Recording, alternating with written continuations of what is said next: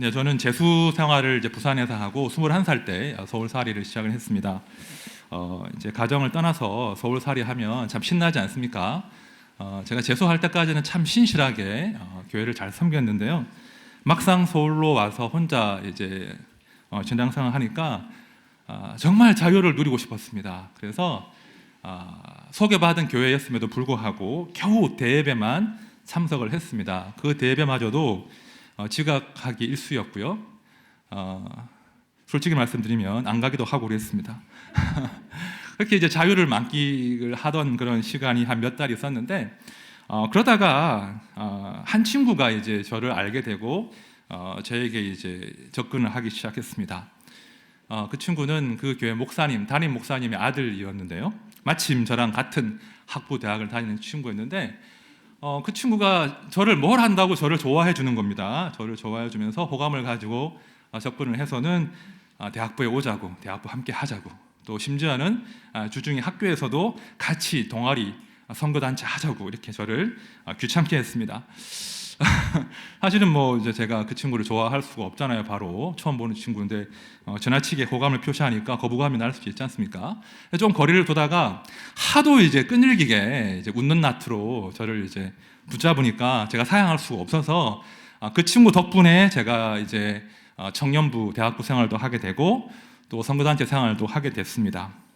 그 친구가 참 어찌 보면 참 고마운 친구죠. 고마운 친구인데 저보다 1년 먼저 신학을 시작한 친구예요. 신학을 시작한 친구인데 그 친구가 지속적으로 제가 한눈을 팔지 못하도록 저에게 신학적인 관심들을 이제 자꾸 환기시키고 제가 신학 공부를 할 수 있도록 도와준 그런 친구입니다. 만약에 제가 그 친구를 가까이 하지 않았다면 어쩌면 제가 신학을 좀 늦게 했을 수도 있겠다, 그런 마음이 드는 특별한 친구인데요. 지금은 울산에서 목회를 시작을 했습니다. 그래서 이제 자주 만날 수는 없는 사이인데 참 애틋하게 서로 목회적인 고민들을 주고받는 그런 사이예요. 그래서 이제 그 친구가 저를 더 좋아해요. 제가 볼 때는. 그래서 이제 그 친구의 아내가 저를 질투할 정도로 그렇게 뭐 애틋한 사이인데 아무튼 그런 특별한 만남 가운데 제가 주의 길을 걷는 그런 은혜를 좀 누리고 있습니다. 우리가 참 인생이 참 수많은 만남들이 있지 않습니까? 만남들이 있는데 그 만남 가운데 특별히 내 인생의 진로와 방향을 결정적으로 결정짓게 해주는 그런 만남들이 있더라는 거죠. 그 만남이 아니었다면 내가 이 길을 걸었을까? 이런 인생을 살았을까? 하는 그런 만남이 있더라는 겁니다. 가까운 예로는 이제 혹시 옆에 앉아 계신 이제 우리 남편과 아내가 있겠죠. 너무나 훌륭한 만남 아니었습니까? 그렇죠? 아닙니까? 아무튼 그런 만남, 그죠? 우리 인생을 결정지은, 아무래도 부부 학교 같은 거 해야 될 것 같아요. 아무튼 그런 만남이 다 있습니다. 만남이 있는데 오늘 본문이 그런 특별한 만남에 대한 이야기입니다. 1장 35절부터 1장 마지막 절까지는요, 예수님께서 당신의 사람들, 제자들을 만나시는 그런 스토리가 기록되어 있는데요. 특별히 초기에 그 초기 멤버가 된 5명의 제자와 만나시는 이야기를 기록하고 있습니다. 그 5명이 누구냐 하면요, 먼저 안드레가 있고요, 안드레의 형제인 시몬 베드로가 있습니다. 그리고 빌립, 또 빌립의 친구였던 나다나엘, 사실은 바돌로메의 다른 이름이죠. 그리고 마지막 한 사람이 오늘 요한복음을 기록한 사도 요한입니다. 사실 요한복음 1장에 보면 이 사도 요한 이름은 언급되지 않습니다. 세례 요한은 많이 나오는데요, 사도 요한 이름은 언급되지가 않아요. 그런데 1장 40절을 보시면 이 사도 요한으로 추정될 수 있는 한 사람이 등장합니다. 자, 말씀 보십시오. 요한의 말을 듣고 예수를 따르는 두 사람 중의 하나는 시몬 베드로의 형제 안드레라. 지금 2명이 예수를 따랐다고 하는데 한 명은 신원이 밝혀졌죠. 그죠? 베드로의 형제 안드레예요. 그런데 다른 한 명은 이름이 언급되지 않습니다. 자, 많은 학자들이 추정하기를 이 안드레와 함께 예수를 찾은 이 익명의 이 제자가 바로 사도 요한이다, 이렇게 추정하고 있습니다. 저 또한 동의를 합니다. 이렇게 이제 사도 요한이 예수님을 만났는데요, 이 요한이 예수님을 만날 당시는 사실은 10대 청년 정도였다고 합니다. 많이 잡아봐야 20대 초반이었고요. 아마 10대였을 것 같습니다. 그래서 12사도 가운데 제일 나이가 압도적으로 어린 사람이 바로 사도 요한이었습니다. 제가 그림을 하나 보여드릴게요. 우리가 이제 최후의 만찬하면 다빈치의 그림을 알지 않습니까? 이 그림은 다빈치의 그림이 아니고 후안 후아네스라는 사람이 쓴 작가가 그린 최후의 만찬이라는 그림인데요. 자, 이 그림에서 13명이 지금 등장하지 않습니까? 사도 요한이 어디 있는 사람이겠습니까? 예, 왼쪽 어디요? 예수님 바로 우리가 볼 때는 이제 오른쪽인데 예수님 왼쪽이죠. 어떻게 알 수 있죠? 수염이 없어요. 맞죠?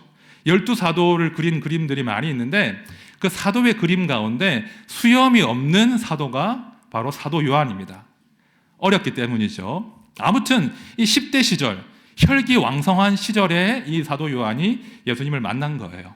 얼마나 이 사람이 혈기가 왕성했느냐? 예수님께서 요한에게 천둥의 아들, 보아너게라고 하는 별명을 지어주실 만큼 이 사도 요한은 혈기왕성한 시절에 예수님을 만난 거예요.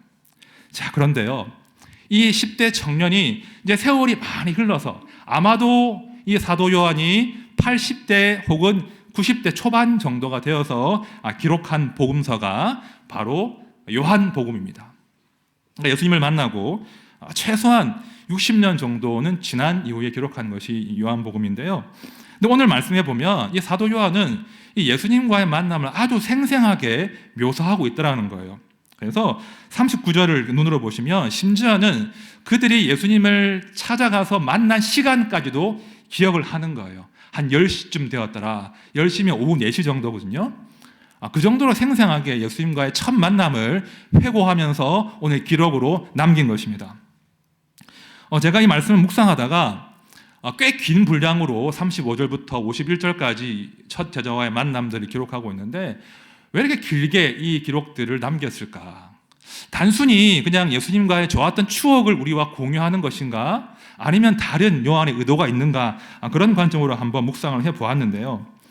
제가 이 말씀 묵상하고 연구하는 가운데 이 구절 안에 사도 요한이 예수를 따르는 우리에게 전하고픈 어떤 메시지가 담겨 있더라는 겁니다. 겉으로 드러나 있지는 않지만 예수님과 제자와의 그 만남 가운데 숨겨진, 그 만남에 숨겨진 특별한 진실 2가지가 이 가운데 담겨 있습니다. 한번 나누어 보겠습니다. 첫 번째 숨겨진 진실은요, 제자들이 예수님을 찾은 것이 아니라 예수님께서 그들을 선택하시고 찾아내셨다는 것입니다. 사실 겉으로 1장 말씀을 보면요, 예수님과 제자들은 기본적으로 누군가의 소개로 만난 사이로 말씀이 묘사하고 있습니다. 자, 36절 이하 말씀 보십시오. 예수께서 거니심을 보고 말하되, 지금 세례 요한이 말하는 겁니다. 보라, 하나님의 어린 양이로다. 2 제자가 그의 말을 듣고 예수를 따르거늘. 자, 보시면 세례자 요한이 안드레와 요한에게 예수님을 소개하고 있습니다. 그리고 40절부터 42절까지를 보시면 안드레가 그의 형제 시몬 베드로에게 예수님을 소개했습니다. 그리고 45절을 보시면 빌립이 친구 나다나엘에게, 바돌로메에게 예수님을 소개합니다. 그러니까 누군가 소개해서 예수님을 만났다는 것이죠. 또한 동시에 이 만남 가운데는 우연한 만남도 있습니다. 43절을 보시면 예수께서 갈릴리로 나가려 하시다가 빌립을 만나, 이런 기록이 있거든요. 그러니까 정리해보면 겉으로 볼 때는 누군가의 소개로, 그렇죠? 그리고 우연히 예수를 만났다, 그렇게 이제 기록을 우리가 정리할 수 있는 거예요.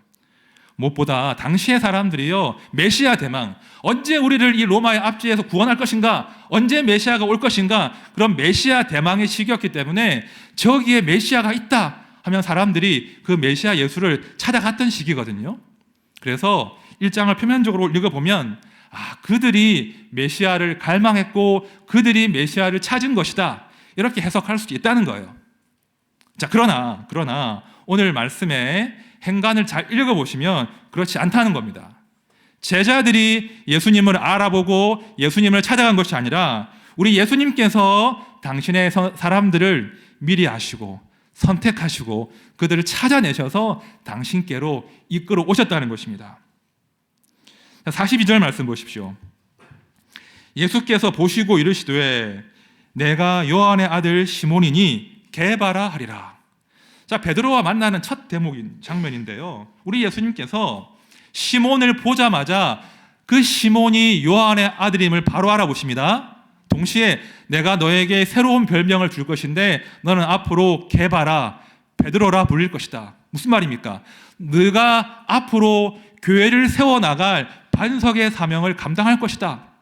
이미 그의 장래에 대한 예수님의 계획이 서 있는 거예요. 자, 빌립과의 만남도 그렇습니다. 43절을 보십시오. 예수께서 갈릴리로 나가려 하시다가 빌립을 만나 이르시되 나를 따르라. 자, 갈릴리로 가실 때 말입니다. 만난 사람이 한둘이었겠습니까? 그 길에서 많은 사람들과 함께 길을 걸으셨겠죠. 그런데 예수님께서 빌립을 알아보시고 빌립을 지목하여 부르신 거예요. 나를 따르라. 우연한 만남이 아니라 우리 예수님께서 기획하신 필연적인 만남이었습니다. 자, 나다나엘 또한 그렇습니다. 48절 말씀인데요. 다 함께 읽겠습니다. 48절 시작. 나다나엘이 이르되 예수께서 대답하여 이르시되 빌립이 너를 부르기 전에 네가 무화과나무 아래에 있을 때에 보았노라. 자, 빌립이 분명 나다나엘을 소개하는 장면인데 지금 사도 요한은 기록하기를 빌립이 나다나엘을 예수님께 초청하기 이전부터 이미 예수님께서는 그를 보고 그를 아셨다는 거예요. 내가 너를 안다 말씀하시는 겁니다. 겉으로 볼 때는 제자들이 메시아를 찾고 예수님을 찾은 듯 보이나, 지인들의 소개로 그들이 예수님께 온 것으로 보이나, 혹은 우연한 만남으로 그들이 예수께로 간 것으로 보이나, 사실은 예수님께서 이 모든 만남을 기획하신 겁니다. 그들을 아시고 그들을 선택하시고 선택하신 그들을 부르셔서 당신께로 이끄셨다. 이것이 지금 사도 요한이 밝히고 있는 첫 만남에 숨겨진 하나님의 진실인 거예요. 그때 우리가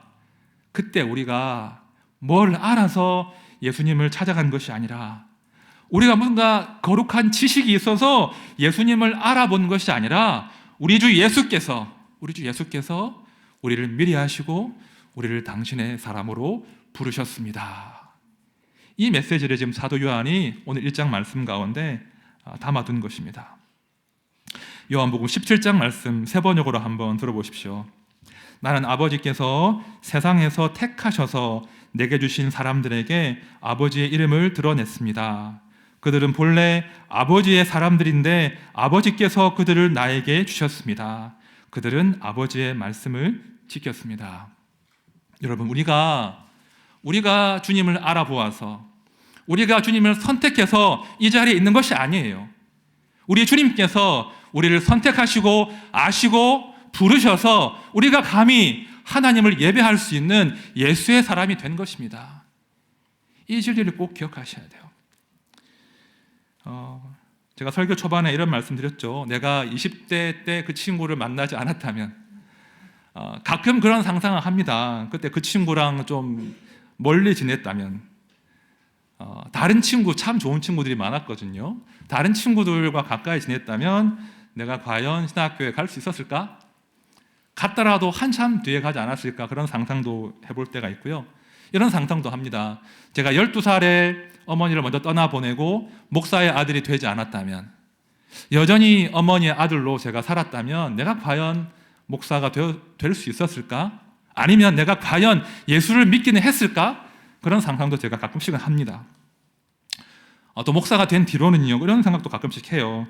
내가 그때 신대원 맡을 때 캠퍼스 그 단체 간사로 가지 않고 바로 유학 생활을 시작했다면, 바로 유학을 떠났다면 혹시 내 인생이 좀 달라지진 않았을까? 혹시 내가 강단에서 학생들을 가르치는 삶을 살지는 않았을까? 내가 그때 목회자로서 좀 다른 선택을 했다면 내 삶이 좀 더 편해지지는 않았을까? 그런 상상들도 해봅니다. 특별히 우리 모두가요, 나의 어떤 만남이, 나의 어떤 선택이 오히려 나를 힘들게 하고 나를 불안하게 만들고 나를 두렵게 만드는 그런 상황을 마주한다면, 그 만남 때문에, 그 선택 때문에 내 인생이 망친 것일까? 내 인생이 힘겨운 것일까? 그런 생각과 마주하면 우리는 다 그 만남과 선택을 후회하게 되어 있어요. 내가 왜 그때 그 사람 만났을까? 내가 왜 뭐가 콩깍지가 씌어가지고 그 사람 만났을까? 왜 그런 선택을 했을까? 소위 이불킥을 할 때가 있더라는 겁니다. 자, 그러나 여러분, 우리 과거의 만남과 그 과거의 선택을 후회하는 것, 이거 쓸데 있습니까? 쓸데 없습니까? 쓸데 하나도 없지 않습니까? 그냥 시간 낭비예요. 감정 낭비예요. 뭐 과거에는 가정이 없다, 이런 이유로 시간 낭비일 수도 있겠지만요, 더 중요한 것은 그 모든 만남과 그 모든 선택의 배후에 우리 주님께서 계시기 때문이에요. 설령 그 만남 때문에, 그 선택 때문에 내 인생에 꼬인 것 같고 잘 풀리지 않고 뭔가 예상치 못한 고난이 찾아왔을지라도 그 모든 만남의 배후에 우리 주님이 계신다는 거예요. 그렇다면 우리는 그 선택의 결과와 그 만남의 결과를 수용할 수 있어야 돼요. 믿음으로 수용하셔야 됩니다. 내가 지금은 알 수 없지만, 내가 지금은 그 만남과 선택의 결과를 알 수는 없지만, 우리 주님께서 이 만남과 이 선택도 마침내는 선으로 바꾸어 주실 것이다. 그런 믿음이 필요하다는 겁니다. 우리가 아는 말씀이지 않습니까? 로마서 8장 말씀 들어보십시오. 우리가 알거니와 하나님을 사랑하는 자, 곧 그의 뜻대로 부르심을 입은 자들에게는 모든 것이 합력하여 선을 이루느니라. 아멘. 여러분 기억하십시오. 우리의 만남과 우리의 선택이 우리 인생을 망칠 수도 없고요, 우리 인생을 좌지우지할 수 없습니다. 더 중요한 것은 그 모든 만남과 선택의 배후에 계신 우리 하나님께서 우리 인생을 결정짓는다는 것입니다. 그러므로 나의 만남과 선택을 수용하십시오. 힘들어도 받아들이십시오. 그리고 믿음으로 기도하십시오. 하나님, 지금은 알 수 없지만 나의 선택과 나의 만남이 마침내 합력하여 하나님의 선을 이루실 것입니다. 그런 기대함으로 기대하십시오. 여러분, 우리가 우리 인생 드라마를 다 보지 못했잖아요. 우리 인생 드라마의 절정이 어느 시점일지, 결말이 어떠할지 잘 모르잖아요. 지금으로 평가하면 안 된다는 거예요. 그러나 우리 주님은 결말을 아시거든요. 그 결말은 항상 선한 거예요. 부르신 당신의 백성은 100% 선하다는 거예요. 그러니 안심하십시오. 여러분, 우리가 어떻게 포르투갈하고 축구를 하는데 후반 추가 시간에 골을 넣을지 누가 알았겠습니까? 들어갔잖아요. 이겼잖아요. 그게 우리 인생이라는 겁니다. 하나님께서 우리 인생 드라마의 결말을 쥐고 계십니다. 그러므로 낙심하지 마시고 지금 나의 만남과 선택을 수용하십시오. 그리고 하나님께서 나에게 어떤 결말을 보여주실지 기대하고 기도하십시오. 그것이 성도의 삶이에요. 여러분, 사도 요한이 예수님과의 만남을 후회했을까요? 아니면 그 만남을 감사함으로 수용했을까요? 사실은요, 사도 요한은 예수님 만나고 인생이 인간적으로 보면 많이 꼬였습니다. 요한이 짐작해 보면 어선을 부릴 정도면 괜찮은 삶을 살던 사람이거든요. 그런데 그 평범한 어부 혹은 부유한 어부로 살 수 있었으나 예수를 만남으로 그 생이 생과 사를 넘나드는 치열한 생이 됐잖아요. 오늘 1장에 사도 요한과 함께 총 5명의 사도가 등장하는데요, 요한을 제외하고는 다 순교했습니다. 베드로는요, 우리가 알지만 십자가에 거꾸로 매달려 순교했습니다. 안드레는요, X자형 십자가에 매달려서 순교했습니다. 빌립은요, 십자가에 달려서 돌에 맞아 순교했습니다. 나다나엘은요, 바돌메죠, 산채로 피부가 벗겨지는 그런 참혹한 고통 가운데 순교했습니다. 요한이 형님 사도들의 그 참혹한 최후들을 보고 듣고 알았어요. 그 마음이 어떠했겠습니까? 내가 예수를 만난 것이, 내가 예수의 사람으로 산 것이 잘한 선택인가? 그런 고민을 하지 않았을까요?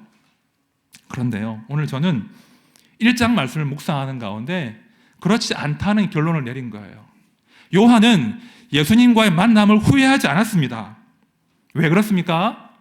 그 만남은 내가 선택한, 내가 기획한 만남이 아니라 우리 주님께서 기획하시고 준비하신 하나님의 만남이었기 때문이에요. 하나님이 나를 선택하시고 나를 만나주셨다면 우리 하나님 나를 끝까지 책임지신다. 나 또한 끝까지 간다. 너희들도 말씀을 읽는 너희들도 고난에 지지 말고 끝까지 그 부르심에 충성하라. 죽어야 한다면 죽어야지. 하지만 우리 주님은 그 죽음 너머까지도 우리를 책임지신다. 이것이 오늘 말씀에 숨어있는 우리 주님의 진리라는 거예요. 요한복음 10장 말씀 보십시오. 내가 그들에게 영생을 주노니 영원히 멸망하지 아니할 것이요 또 그들을 내 손에서 빼앗을 자가 없느니라. 그들을 주신 내 아버지는 만물보다 크심에 아무도 아버지 손에서 빼앗을 수 없느니라. 아멘. 우리 주님의 선언이에요. 아무도, 심지어 죽음마저도 그들을 내 손에서 빼앗을 수 없다. 왜? 우리 하나님께서 나에게 주신 것이므로, 내 소유이므로, 내 사람이므로 우리 주님이 책임지신다는 거예요. 이것이 우리 성도의 믿음이에요. 나의 선택도, 나의 만남도, 내 인생도 하나님이 기획하신 것이다. 그러니 끝까지 가본다. 끝까지 견딘다. 이것이 우리 성도의 사명인 것입니다.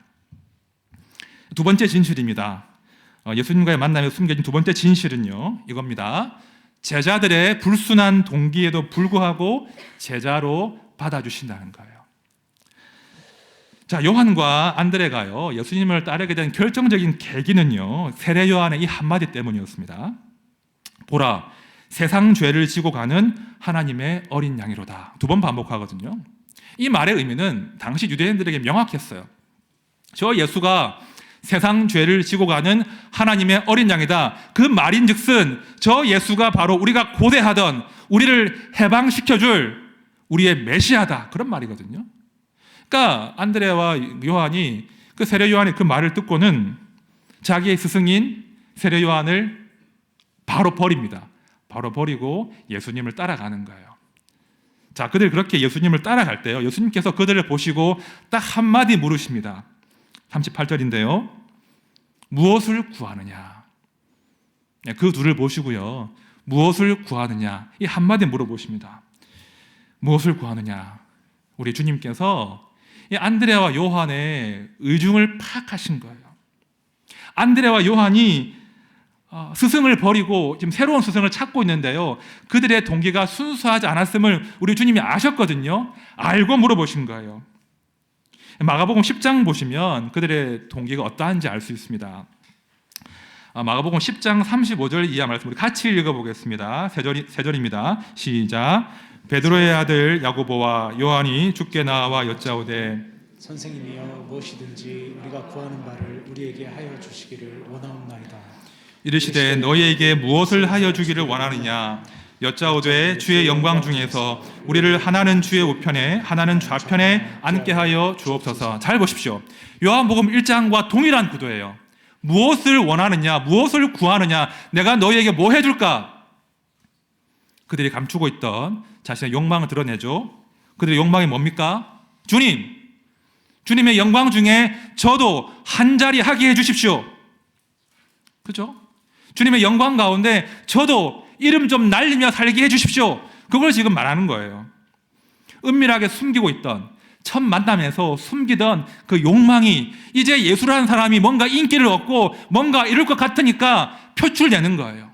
주님, 저도 주님이 권세를 잡으실 때 한 자리 하게 해주십시오. 그들, 그렇죠? 요한이 구한 것은요, 자기의 영광이었습니다. 내가 메시아의 측근이 되어서 내가 영광 가운데 권세자가 되고 싶다. 그것이 요한의 의도였습니다. 자, 세월이 흘렀잖아요. 이 노 사도가 요한복음을 기록하면서 예수님의 그 말씀을 기억한 거예요. 너희가 무엇을 구하느냐? 그 말씀을 양피지에 기록할 때 말입니다. 요한이 어떤 마음이 들었겠습니까? 무엇을 구하느냐? 우리 주님께서 그때 분명히 아셨을 거야. 아셨어. 나의 이 은밀한 욕망, 내가 주님의 옆에서 한 자리 해 먹으려고 하는 그 은밀한 욕망, 우리 주님이 분명히 아셨을 텐데 그런 나를 당신의 사람으로, 당신의 제자로 받아주셨구나. 그걸 추억하지 않았겠습니까? 나의 약함에도 불구하고 나를 내치지 않으시고 당신의 사람으로 안아주시는 그 사랑을 이 질문 가운데 다시 한번 확인했을 것입니다. 우리가 요한복음을 읽어보면요, 요한이라는 이름이 총 28회 등장해요. 28회. 사실 요한은 되게 흔한 이름이거든요. 뭐 철수, 영희 같은 흔한 이름이 요한인데요. 우리가 아는 요한 누구 있죠?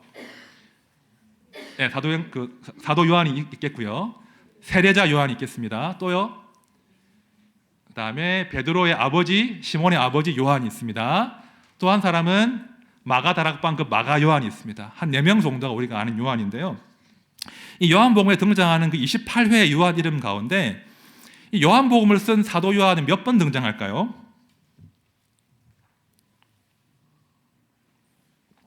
이런 경우는 눈치가 빠르시면 거의 답을 아시던데 보통 답이 모르면 0 또는 1이잖아요. 한 번도 등장하지 않아요.